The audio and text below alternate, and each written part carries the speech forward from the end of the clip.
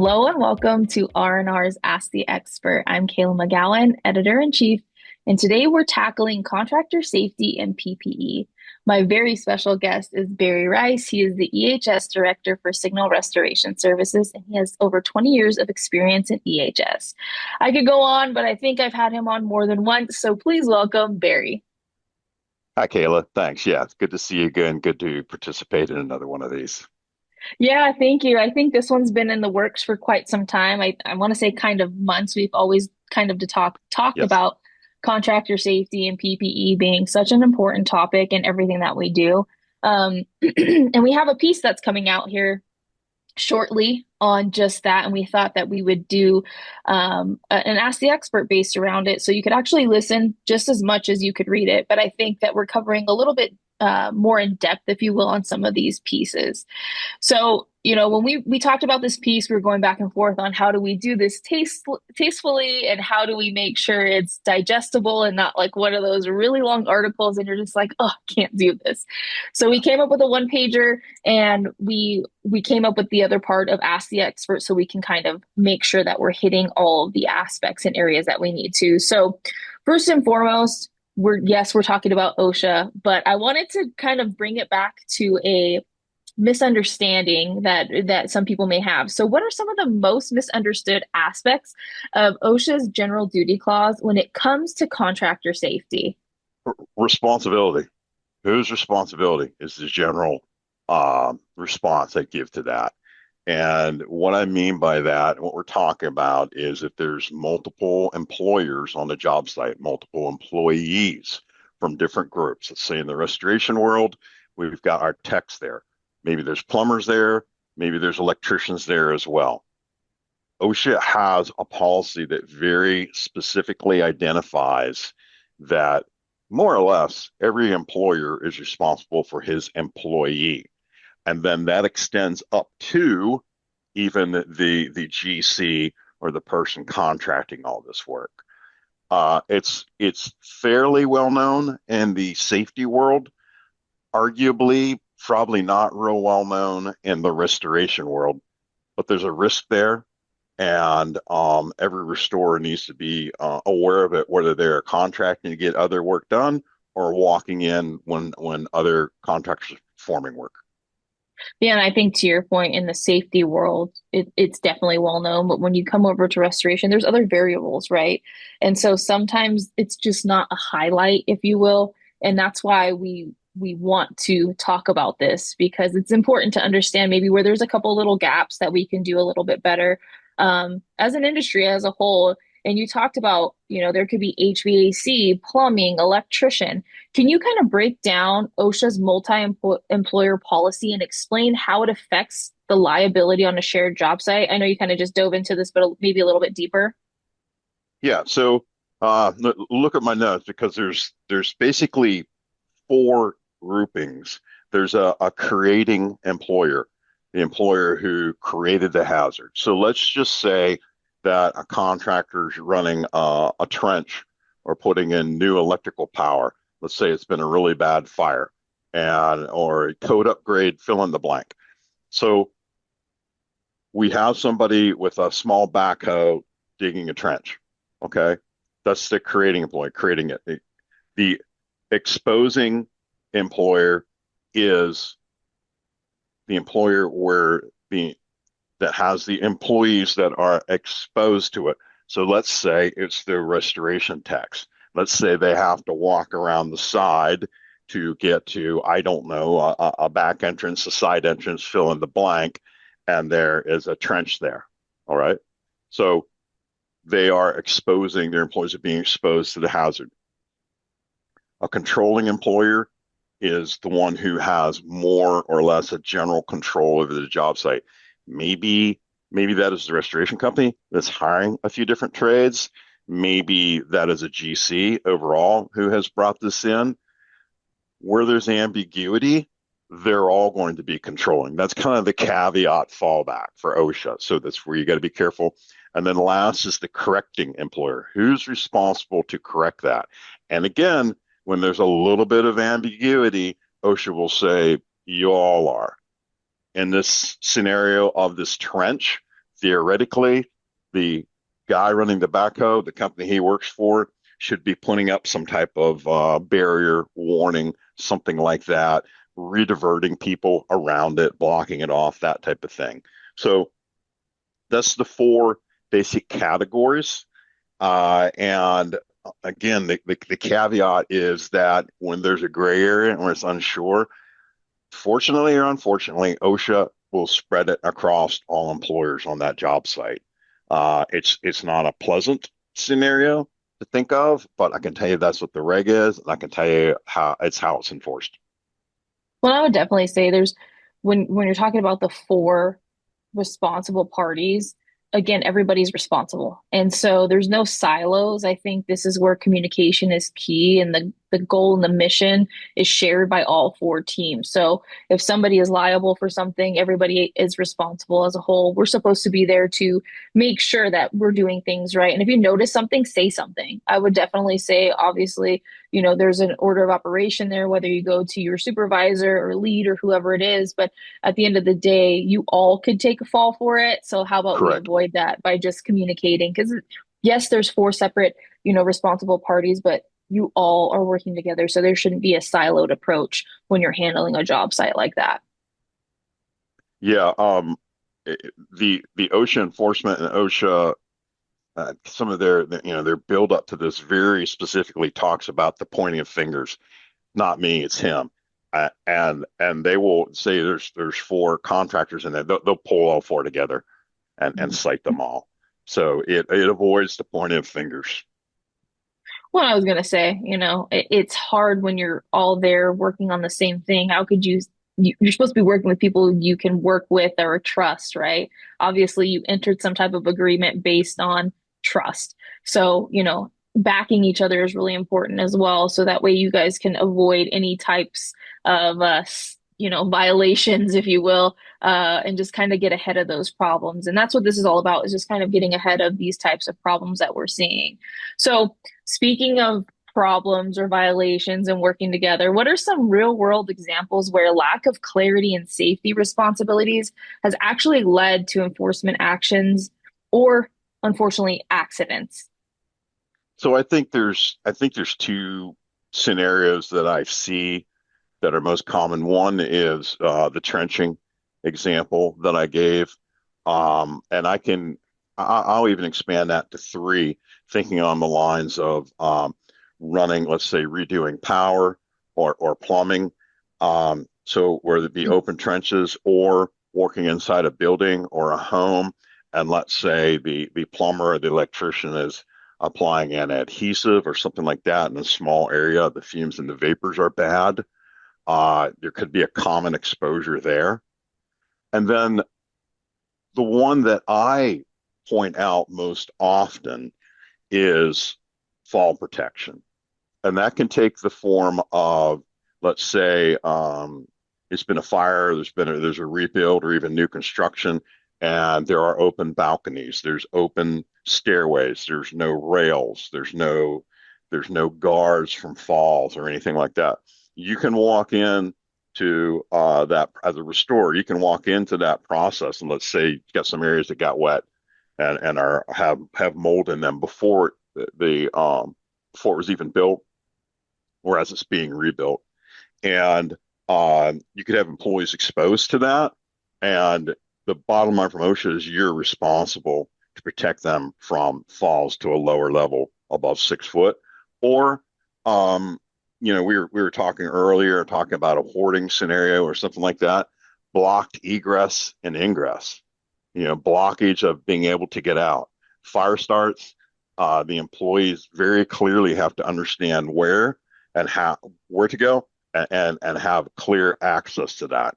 So, in the scenario of a hoarder, crawling over things and working from the middle might be something you want to really reevaluate should something happen. So those are the scenarios that I gave you. Trenching, some type of odors, vapors, or fall protection, slips, trips, and falls. Yeah, and I will definitely say, I think the first time I met you, we talked about fall hazards. In fact, I think we worked on a graphic. Um, just You're right. yeah, and Yeah, that kind of has stuck with me for a really long time because I'm thinking about, you know, there's really any job site you go into, there's that potential hazard, right? We're usually going in where somebody's home has been, or their business has been affected by a flood, fire, mold, maybe even a storm, and there's going to be hazards that particularly could be a fall situation for you. And that's one of those things, when you were talking about this, I was like, I think we worked on a fall graphic. Like I remember that so we did. vividly. And when you explain the importance of it, it seems so simplistic, but at the same time, it's like one of those things when we're in a hurry to respond or help somebody, that may be one of those things that you're like, oh, that's done, and just kind of check it off, and it may not be. And so I think those were really great examples because they are very relatable to our everyday work, if you will. And speaking of that, this is all about safety and PPE. How can our contractors ensure that proper hazard communication and PPE compliance is happening across all of their teams and even down into the subcontractors? So it can be a challenge. Um, Probably as far as hazard communication, I will fall back to the very simple approach of SDSs, safety data sheets, making sure you have yours. And then, for instance, if you're hiring the plumber or the electrician that's using some of these chemicals, making sure that they have their SDSs so that you walk into that scenario of the vapors overcoming people in a small room, you know what to do. And you also need to have very clear language that if you're the one that is contracting for this work, you need to have very clear language in your contracts of what others' responsibilities are so that everybody's clear and there's again the finger avoiding the finger pointing scenario. Yeah, 100%. I would definitely say it's just if you can avoid it, utilize it, implement it before. So when you get onto the job site, you're able to take control with those SDSs and make sure that everybody's on the same page, right? Um, so I think when we're talking about SDSs and compliance and on the same page, what role do contractual agreements play in defining safety responsibilities, and how can they be structured to avoid any ambiguity? Yeah, I mean it's kind of your get out of jail free card, right? If things go bad, things go wrong. As I said, in the contracts that you have, it just has to very clearly lay it out that the subcontractor is responsible for their own health and safety. If you want to name some specific topics that relate to that work, fine, go ahead, but say that it's not limited to maybe a for example. And the for examples, the fall protections, the SDSs, things like that. But you want to get some type of contract language, and I think it's fairly commonly available out there that very clearly states that, that each subcontractor is responsible for OSHA compliance and EPA compliance at that job site. And that's your first hurdle. And then, like I said, from beyond there, you might need to address specifics at the job site. Yeah, and just be clear and concise. I think you and I talked about this earlier. Don't leave it left for for interpretation, or maybe it's like a little vague and somebody may be No, questioning it, or assume that somebody else is taking care of something. Just state it like it is so that it's very clear and concise because it could also go against you, right? I think that's the other thing is like let everybody be on the same page, just say it like it is. And I think it provides so much more clarity by doing just that, like you stated. So I do have one last question. I think we've kind of talked about this fairly often, if I'm being quite honest, and it's respirators. All PPE, but really respirators, and we've particularly talked about fit testing, right? And how often it may not be done, or if it's ever done. Can you explain and kind of expand why that's so important, just like the basics of, fit testing and checking your PPE and everything like that. Yeah, I think it's important from a couple aspects. First is that it's a really easy target for any OSHA inspection. Low-lying fruit. If they walk in and believe that there's a hazardous atmosphere, or if they see people wearing respirators, most inspector right off the bat is upon conclusion of the inspection is going to ask for documentation on medical evaluations, the fit tests, which are annual, and the training on the respirator. So that's a really easy, low-hanging fruit for them to check on. And the other part is, and without segueing too far, but for instance, for Signal on the job sites, um, one thing that we really we really draw a line on is providing respirators for other contractors, whether it be laborers, whether it be just anybody else that's coming in to perform work. That's where we draw a line. We won't get them their medical evaluations, their fit tests, won't supply them with the respirators, and generally won't do their training unless we need to do a quick, on the spot review to get them up to speed. And that's because of the Mhm. liability for the OSHA inspection and the liability. This is kind of the third aspect is the long-term risk. In other words, somebody gets exposed to something. Asbestos is a classic, 20 to 30 years to develop, 20 years down the road, you get hit with a lawsuit for exposure to asbestos and no requirements for respiratory protection. So it's a multi-layered topic, but yet ironically in our restoration world, what are the very basics that we wear for PPE? Yeah, Tyvek, gloves, and a lot of times respirators. So Tyvek and the gloves, pretty straightforward, and generally always available on trucks or vans. Respirators, um, maybe not always properly set up, and so there's a risk there. Yeah, and I would definitely say to your point, I think you hit something really crucial, especially with us being in hurricane season, not lending or loaning material like respirators out, or maybe providing not really great training or whatever the case may be, because again, liability. Also, to your point, asbestos, 20 years later, you get smacked, right in the face. And it's like, oh my gosh, yeah, we shouldn't have done that.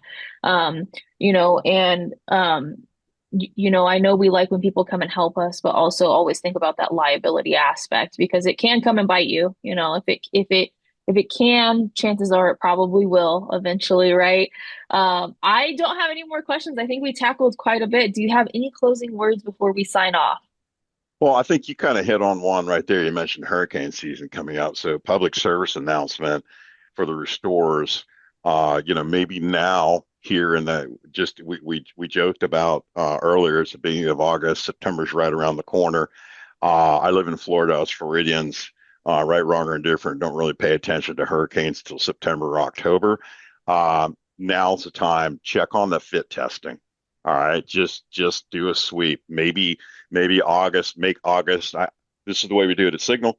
Is we pick a month earlier in the year and say it's respirator month. Get everybody medical exams, fit testing, and training. So maybe one takeaway, maybe at a minimum, a takeaway from this is go get everybody fit tested, make sure respirators are in good shape. It's not the one with the missing straps or things like that.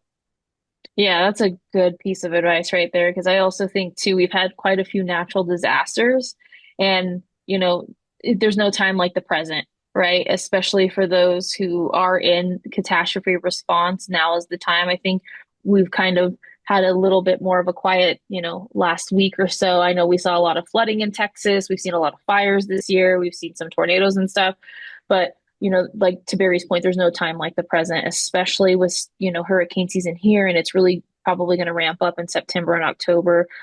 Take advantage of the time now to do so.